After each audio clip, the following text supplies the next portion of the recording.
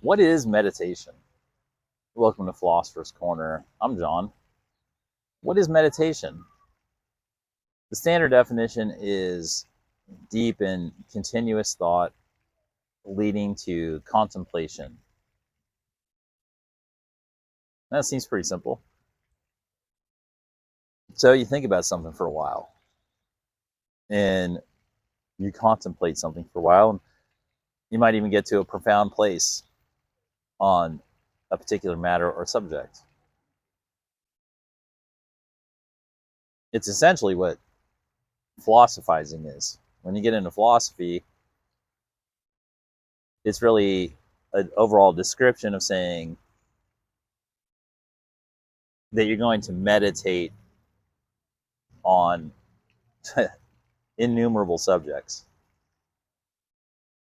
that we're going to deeply, deeply consider and think in a contemplative manner about a series of ideas, concepts, ways of thinking, ways of organizing our minds, exploring how information is processed, and what the connections and relationships are between all of the information that exists in reality, and then why it exists and how it exists and in what manner it interacts with itself and how much agency do we have, and literally any question we can come up with. And one of the cool things about meditating is that it gives us a chance to use what has differentiated human beings from other animals on this planet, which is the ability to contemplate, which is the ability to think deeply about things, and then to come to conclusions about situations and arrive at acknowledgments of things that are, that lead us to the ability to have disentangled ourselves from the most of the brutal laws of the jungle of physical animalism and begin to live in a world of intellectual analysis, or in a world of the fruits of intellectual analysis and contemplativeness, contemplation, meditation, and deep and rigorous thought, which clearly, when you look at all of the animals, if you put all the species on Earth side by side, it becomes clear that Homo sapiens, the reason they're not living like the rest of the animals is because of their intellectual abilities. Just in a natural evolutionary standpoint, that's the number one feature that separated us from the rest of the animals. Now, there are other intelligent animals and plenty of sentient animals, and if not all the animals being sentient, but the prime reason, like, we're living in a man-made world is because of our intellect and the prowess of our minds and our brain's ability to construct a mental world, essentially, that we live in. And the way that we get the most out of our brain, the way we really access the evolutionary advantages and horsepower, so to say, is through the act of meditation, which could rightly be described as concentrated thinking, like lengthy, concentrated thinking. It's an area of time when we just use our brains and our mind to focus on one thing for a length of time. And that's not something that you observe in the animal kingdom. Like, we haven't rolled up on a chimpanzee, in full lotus, meditating all day, and he's like, hold on, I'm meditating. Like, we haven't seen that. You don't see a parakeet on its perch sitting there for 2 hours, just deep in thought, and then at the end it's just like, I got it, we're all one. It could happen, but right now it is happening to Homo sapiens, where we have if you look at the history of humanity, almost all of our progress happens because one human looked around, acknowledged stuff, and then essentially went somewhere and thought for a long time about something, and then came to a conclusion, acknowledged a thing they figured out, brought it back to the rest of the humans, and everybody's like, oh yeah, that checks out. And then boom, all of a sudden now everybody's enjoying the benefits of that one person who just spent some time meditating and thought about stuff. Now I know in the modern era, meditating has a definite connotation of a religious devotional practice and something that you do in a monastery or uh, a temple or a church or out on a mountain by yourself, and it has to be very new agey. But really, that's just a version of the exercise of thinking deeply on one subject uninterrupted for a period of time. It can be done anywhere. I think that's why most people, like, when they're reading a book, they're really meditating. They're meditating on whatever the subject of the book is, or if you go to a movie, you really, in a group meditation, because you're really just thinking deeply about whatever you're seeing on the screen. And usually that's why when people say, oh, it's a good movie or something, it's because the theme is consistent, right? So that even if it's a 3-hour movie with a bunch of characters and different plot lines, you've really just been thinking about like one thing for the duration of the movie.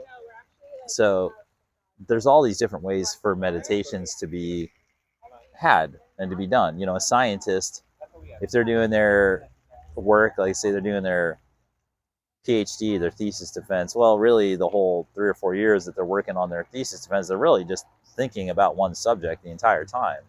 Look at, or, whenever they're working on, oh, I spent 10 hours a day on my thesis. Well, it meant they spent 10 hours just thinking about one subject, really.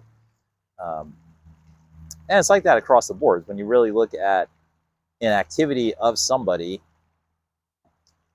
especially if it's an intellectually based activity, or actually if it is an intellectually based activity, and you look at their workday, you'll see that their primary thing they're doing in that day, the thing that powers the whole system for them, is them being in meditation, right? Like a lawyer, you get a lawyer, and for all the stuff they do, whether it's filing paperwork, talking to clients, gathering information, uh, you know, appearing in court, whatever it is, at the core of it, a lawyer is only as good as when you see them at their desk and they have all the information and they're meditating on the case.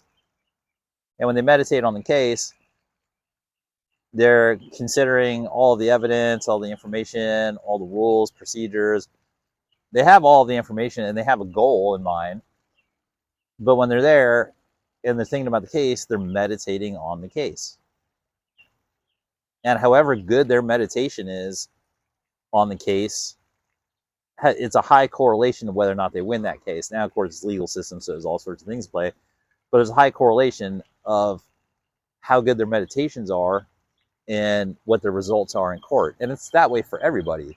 You can look at any sort of doctor, like a surgeon, before they go in to do their thing, they're meditating on the patient. They're meditating on the specifics of the patient. They're thinking about how to get in. They're thinking about the operating room.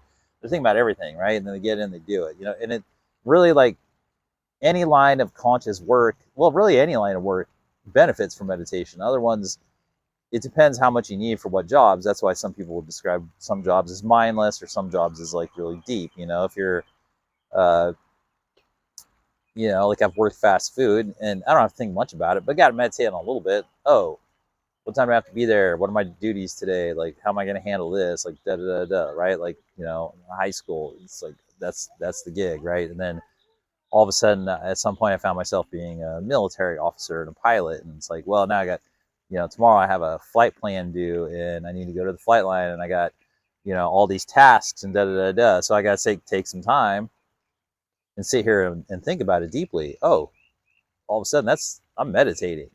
I'm meditating on my day tomorrow, thinking deeply about this subject, and then if I do combine it, or if a person does combine sort of the secular job every day, deeply thinking meditation about something, and then you do allow for the fact that there's all these other informations and unseen things we can attract in through meditation that augment the meditation, then we can see, oh, this really does, it's a combination state of allowing information to be processed. Because the brain's one thing, and the brain is the thing we can educate, but then we also have our mind. So we have the brain in here, and then we have the mind, like our worldview that's sort of always here, that goes with us. And it gives us, when we think deeply for a period of time, we can get from here into the mind, and then once we activate the mind can also interact with the greater mind of the universe, of like God itself, infinite intelligence. And that's usually what the meditation and the religious devotion styles focused on, is to get outside of the normal self brain and ego level, and then to get into personal mind, which even at that point they start to say, well, that's like spiritual ego, which is true. And then, but you got to set, you have to have this brain in harmony and focus with your mind, your spiritual mind. And then once those are in focus, then you're in receptive mode to enter into a transcendental state of meditation, of thinking deeply, in which the universe itself becomes your partner in the thought process. And I can say through experience that's true, and I can also say through all of the written history of mankind for thousands of years across the world, that is an accepted practice with highly verifiable results. You know, you go back to like Socrates and Plato and Aristotle, and you know, they predate medical instruments or predate scientific instruments by quite a ways, you know, more than 1,000 years. And they were using their mind, their brain, their mind, and big mind to penetrate into the subatomic level to a degree of astonishing accuracy. And they're not the only ones. There's all yogis and gurus throughout time, and shaman, and all sorts of people throughout human history have done the same thing, where they've used their biological meditative thought process to peer into areas that far precede scientific inquiry. And then when scientists show up, they validate those organic inquiries that came simply from deep meditation. And meditation, when we acknowledge that the human species has separated itself chiefly on the principle of its mind, of its intellectual abilities, to see the reality for what it is, and then be apprised of new options of how to live in it without having to be in the law of the jungle, then we can also say that meditation is the key evolutionary accessory or skill that has allowed us to enjoy such accelerated evolution.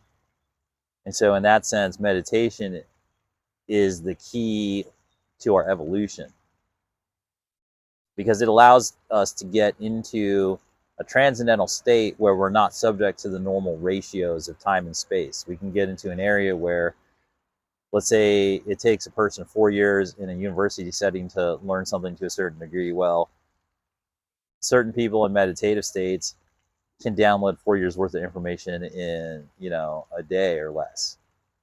So, and we can also bypass all of the logistical ignorances and all of the administrative friction and cause and delay, or lag and delay, of all the normal things of just normal terrestrial thinking. But by using meditation, we can accelerate past the normal projectable timelines. And that seems to have been the process by which we were able to evolve the human species into the position it's in today. And of course, that seems to be the process for elevating our consciousness. To raise our consciousness, we have to bring the unconscious into the conscious, which is an act of acknowledgement. And then once we've acknowledged enough things to bring into our meditations, because the acknowledgement is of these new things that were new to us, and then as we bring those into a series of meditations, then the meditations are what allow us to process it in. And by the processing of those things into us through our human system, through meditation, that builds a new fundamental layer of understanding of reality, that is what elevates our consciousness.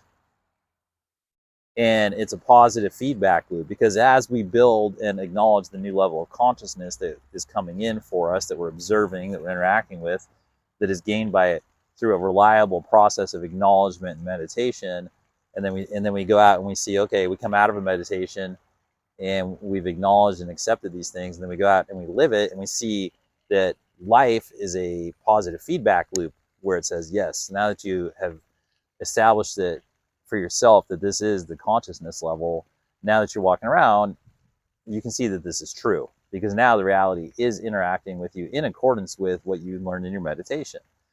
And that sort of solidifies that level of the consciousness, which then raises the baseline of your brain and your mind. And it says, yes, that is now your baseline. Now you know for yourself that is true. So in a way, acknowledgement and meditation is the process that can lead, or that does lead, to our discernment and the building of our consciousness. Although discernment's a more it's a part of the acknowledgement. Discernment's a little different portion, but like discernment is in there. So when you have discernment and then you begin acknowledging things and then you bring them into your meditations, in meditations is when you can do the accelerated mental and perception work. And that's what builds a person's consciousness. And then you can ascend levels. You can always have access to previous levels of your consciousness. You can always go, you can revisit those. You won't dwell in those, because when you're at your current level of consciousness, you know that's where you reside, because you've raised your baseline to that through a self-directed, self-aware process of bringing the unconscious to the conscious, acknowledgement, and then meditation. And that becomes between you, the philosopher, and the reality itself.